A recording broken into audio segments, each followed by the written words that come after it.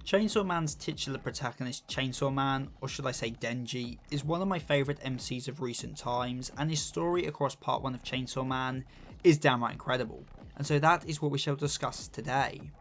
If you find yourself entertained at any point during the video, then consider liking, subscribing and ringing that bell, as I cannot explain to you how much such a small action can do for this channel, and if you want to support this channel even further, then perhaps check out my Patreon. Anyway, on with the video.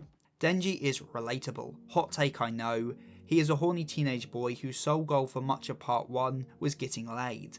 But I think in saying he's relatable, we are glamorising Denji's situation quite a bit, as Denji's life is genuinely hell, and although I can't speak to everyone watching this video, I do imagine most of us would agree that our lives are a lot better than his was. He was missing organs, in a mountain of debt, with plain bread as his only sustenance. He was a 16-year-old kid who spent his days fighting literal devils just to not be swallowed up by the debt of his father. Food and shelter, the most basic of what we as humans need to survive, is arguable whether what Denji had even counts as such things. Denji is in a far worse place than most of us. However, the important part is that he doesn't realise that. He dreams of toast with jam, of girls and games, but at no point does he curse his current life. He wishes for more, but never is ungrateful with what he has, and that's because he doesn't know how bad he has it. When he ends up working for public safety, he has a house, food and drinks, and all he has to do in return is risk his life fighting devils. As Reze points out to him, isn't that just the bare minimum? No, it may be even less than that. He's never been to school, he will be disposed of if he runs away. That's not normal. But Denji doesn't get this, he doesn't understand how misfortunate his life truly is. And that is because he is ignorant. As well, ignorance is one of the largest themes of the series. Ignorance is bliss is Makima's main philosophy. People will live happier lives if they are ignorant to the bad things. The country mouse lives a happier life than the city mouse. People will just be happy if the bad things are simply erased from people's memories in the world by Chainsaw Man. It's no coincidence that Chainsaw Man erases things so that he imparts ignorance on the world. But going back to Denji, he is constantly dreaming of new things. He wants toast with jam, then he wants to touch boobs, and so on. However, every time he attains one of these wishes, he faces the cold reality that it isn't as good as he thought it would be, and so to make up for it, he reaches for something else. Makima says to him that dreams only mean something when done with someone you care for, and to an extent she is correct. After all, Denji only realised his happiness through his connections with Aki and power. He felt like he had lost his human heart at the start of the series, but that was simply because he lost Pochita. Because the reason he didn't curse his life before, even when it was abject hell, was because of Pochita, because he showed Denji love. Denji over time discovers the power of connection and love. It is what starts to make him genuinely happy. He stops thinking about these little material dreams as the series goes on. Makima represents these dreams. She is the perfect girl for Denji. She is his literal dream girl. One who represents the dreams he reaches for, the ones that will never meet his expectations. When he chooses not to go on holiday with Makima and instead to stay in Tokyo because power needed him, this is him realising that what brings him true happiness is connection. It is mirrored with Aki, who similarly has a dream to fulfill, one he throws aside when he fears the safety of Denji and power. Women are used across the series to represent desire of unrealistic dreams. Denji thinks about Makima and Reze as potential lovers. He sees them as another dream to fulfill. They are sexualized because that's what they are to him, a sexual dream. Power, on the other hand, does all the same things of him they did. He lets him grope her. She slept with him, but it's never sexual because pure feelings of connection and love are more fulfilling to Denji. She is never a love interest because she is not as simple as a dream or a desire. I mean, if you want any clearer evidence, then think back to Pochita and Denji in that dumpster. Pochita reveals that his dream was to be loved, that Denji's love saved him and brought him happiness. And while later when Denji and Power are in the dumpster, Power uses this power of love, the same type Pochita talked about, to give him her power.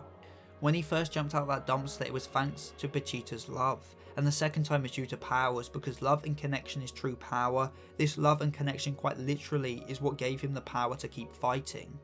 Denji, as he says to Kishibe and Kobane, realises that simply chasing a dream will never be fulfilling because you will just keep wanting more, that connection is the solution.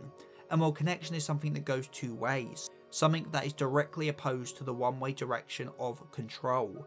Makima had to force Denji to kill Aki and allow Power to be killed in order to bring him under her control. She had to force him to give up on everything and become her dog, to become obedient. He had to lose all his connections, the source of his happiness, to fall down to the sorry state we see him as under Makima's control.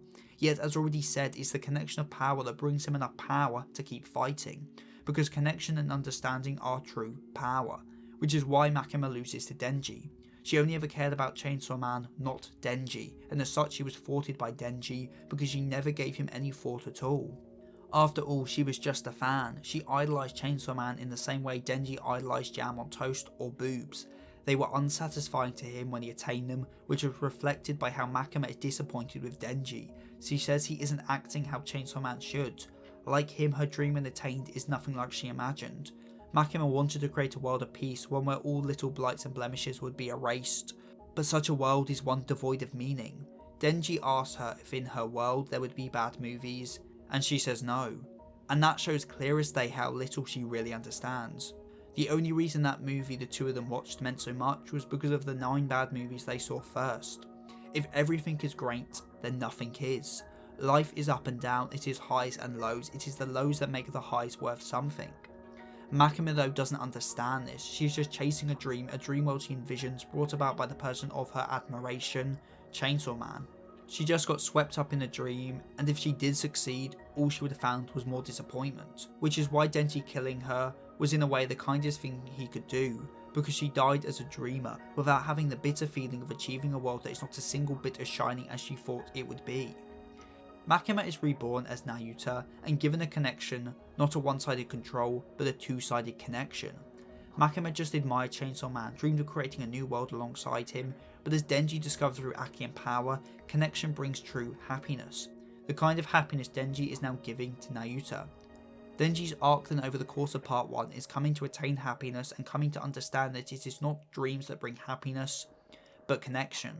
The controlling people will never give you as much power as forming a connection with someone, and that there is more to life than just worldly pleasures that will never live up to your expectations. Sorry that this video was all over the place and quite a surface level discussion of the series. Honestly, I've only just finished the manga, finally picking it up after the anime finished airing, so I haven't really had time to pick apart the series, but even so I just had to make a video about it because thematically it is just incredible. Yeah, Chainsaw Man generally is just incredible. It's now up there for one of my all-time favourite series of all time, so maybe expect some more videos on it on the future, but hey, no promises. Comment of the week comes from Mr. Valentine, and I certainly agree. The name of a series very much tells you a lot about the series. For example, Chainsaw Man is about a man who is a chainsaw. You could say, a chainsaw man. And if you want to go the extra mile in supporting this channel, then consider pledging to my Patreon, where for as little as £2.75 a month, you can get your name at the end of the video, like Ikari Desu, 7SO, Rinjack9696, Dewey, and General Tonyos. So with all that said and done, I've been Seth the Sin, the Deadly Sin of Geek, and I'm signing out. Stay safe, everyone.